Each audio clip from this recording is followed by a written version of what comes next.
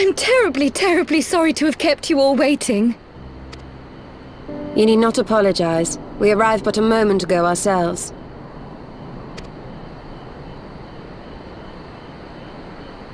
Pray, allow me to introduce Kryle, who has recently come from the Sharlayan motherland. She has generously offered to assist us. Oh, please, think nothing of it. A trip to Eorzea was long overdue. You must be the Warrior of Light. Yes, you certainly do look the part. A pleasure to meet you at last, miss. And who is that I spy but young Alpha No Levieux himself? I dare say someone's grown an ilm or two in my absence. Or are those lifts in your boots?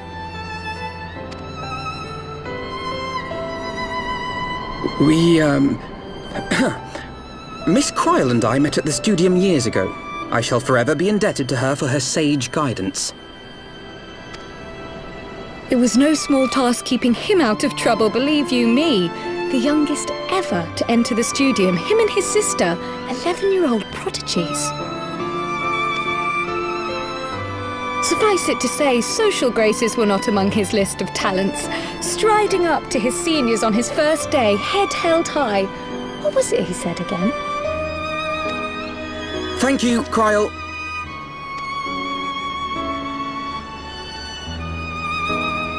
For what? I haven't finished yet. Would you care to attempt a more dexterous deflection?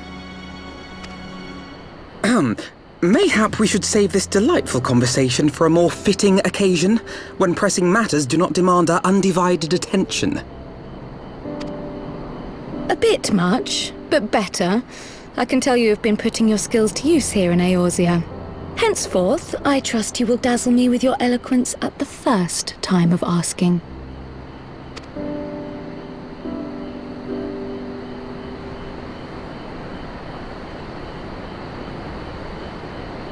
Right, on to more pressing matters. Finding Minfilia and the other missing scions. I gather you have new information to share with us. A new approach, actually. Tataru recounted the tale of your escape, and it gave me an idea. Simply put, assuming Thancred left some manner of trail when you whisked him away, as is almost always the case with teleportation magics, I am confident I can find and follow it. Then what are you waiting for? The wherewithal to do it. The fact is, my abilities aren't quite up to the task. Not in themselves, anyway. If I had Master Matoya's crystal eye, on the other hand... Then let us all call on her forthwith. I think it best that you explain your plan to her in person.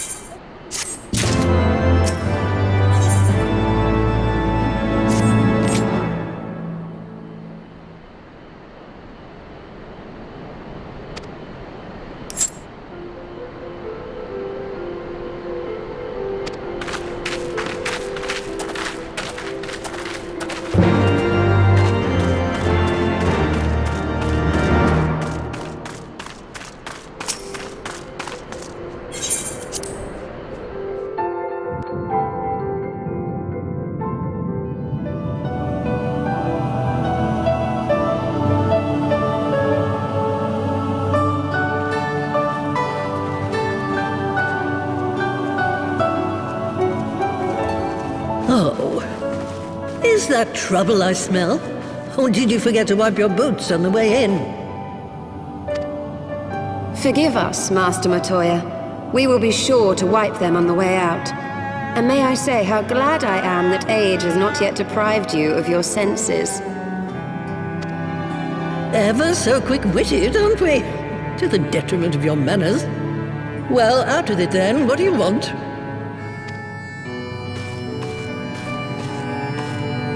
Pray, allow me to introduce myself, Master Matoya. I am Kryl, of the students of Baldessian. I hope you will excuse our unannounced visit.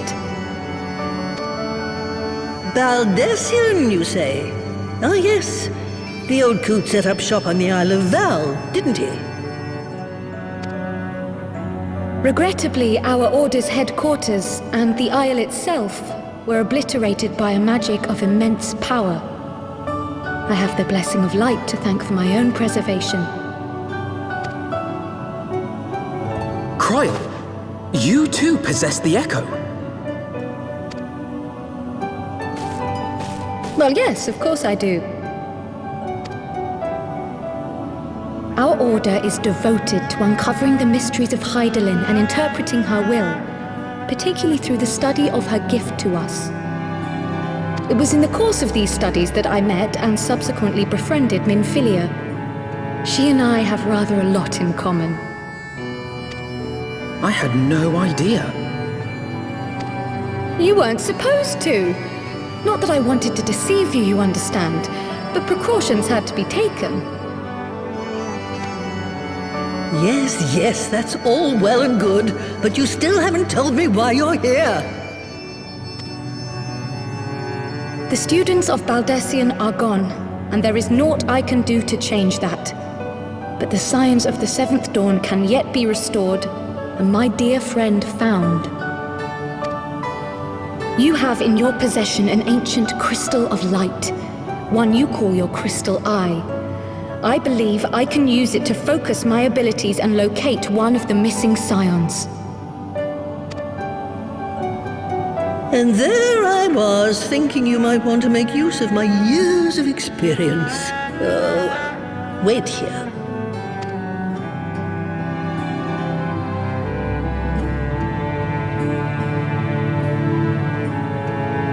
Long did I ponder the nature of this crystal and its familiar radiance, but never did I suspect it was a crystal of light.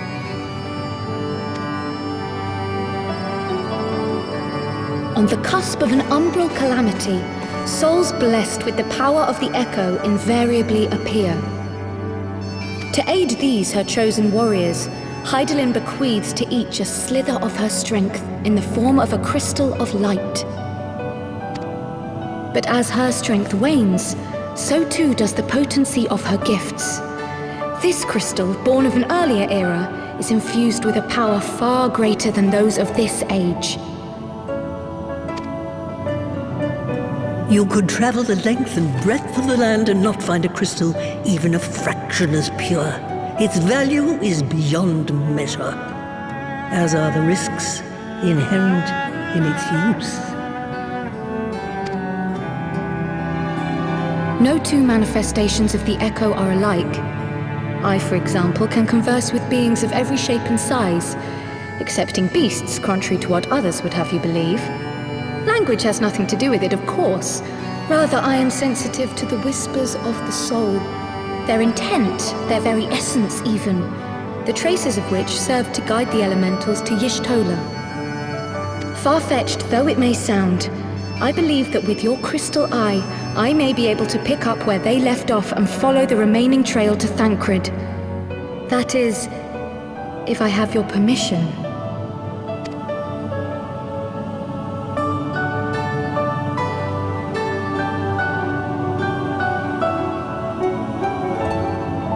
Well, the poor sod's not going to find himself. So, as long as you don't drop it or take it out of my sight, you may do with it what you will. Thank you, Master Matoya.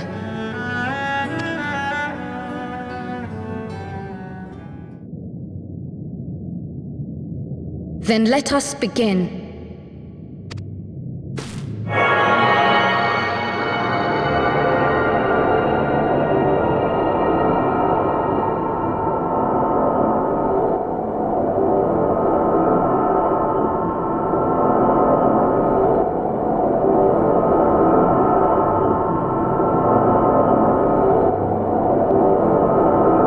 black shroud, the trail continues to the north and west, towards a mountain, the foot of Som Al. It was a near thing, but he was not deposited within the rock.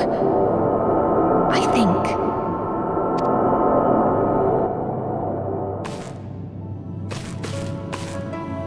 The hunters of Tailfeather know those lands well.